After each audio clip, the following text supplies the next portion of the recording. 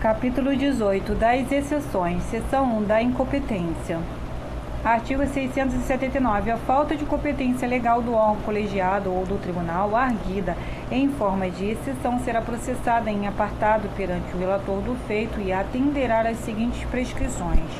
A linha A. O recipiente arguirá incompetência em petição fundamentada e devidamente instruída, indicando o tribunal ou o juízo para o qual declina sob pena de indeferimento liminar. A linha B. Se a exceção estiver em termos, o relator mandará ouvir a parte contrária em 10 dias. A linha C. Se houver necessidade de prova testemunhal, será designada a audiência de instrução. A linha D. Fim da instrução, o relator fará relatório escrito e submeterá a exceção a julgamento pelo órgão colegiado com uma competência para o feito principal. A linha E. A julgada procedente à exceção, os autos serão remetidos ao tribunal ou ao órgão competente para, primeiro, em todos os feitos criminais e naqueles feitos cíveis que comportem a medida, será ouvida a Procuradoria-Geral de Justiça nas exceções de incompetência. Para, segundo, no procedimento não haverá revisão. Seção 2. Do impedimento e suspeição. Subseção 1. Do desembargador. Artigo 680. O desembargador declarar-se-á impedido ou afirmará suspeição nos casos previstos em lei para primeiro simples despacho de ordenação processual ou de colheita de prova, em primeira instância, não determina o impedimento do desembargador que o tenha praticado quando deva oficiar no tribunal no mesmo processo ou em seus incidentes. Parágrafo 2º. Na ação rescisória não estão impedidos os desembargadores que tenham participado do julgamento, reincidendo, salvo para as funções de relator.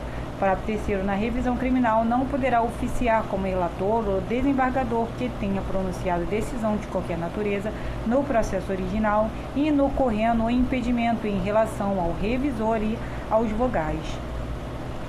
Artigo 681. A exceção de suspeição ou de impedimento de desembargador atenderá às normas do artigo 682 e seguintes deste regimento.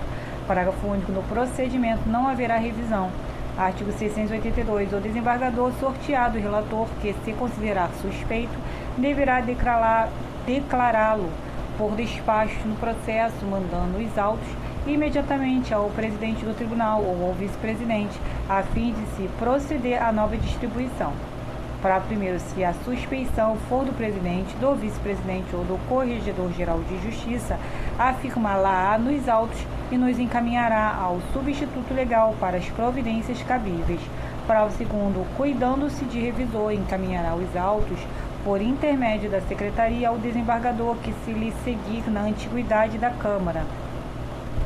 Parágrafo 3º. Tratando-se de vogal, a suspeição deverá ser manifestada verbalmente na sessão de julgamento, registrando-se na ata a declaração. Artigo 683. O Ministério Público ou as partes deduzirão a suspeição ou impedimento do desembargador que esteja no exercício da função jurisdicional em processo da competência originária da Câmara ou sessão por petição ao desembargador, excepto. Para primeiro, não se admitirá a arguição de suspeição quando provocada pelo arguente ou quando houver ele praticado o ato que tivesse importado na aceitação do desembargador. Parágrafo 2º. A arguição será individual, não ficando os demais desembargadores impedidos de apreciá-la, ainda que também recusados. Artigo 683, alterado pela Resolução nº 415, 25 de junho de 2003. Artigo 684. A petição será instruída com os documentos comprobatórios da arguição, o rol das testemunhas e com as razões de fato e de direito que a fundamentam.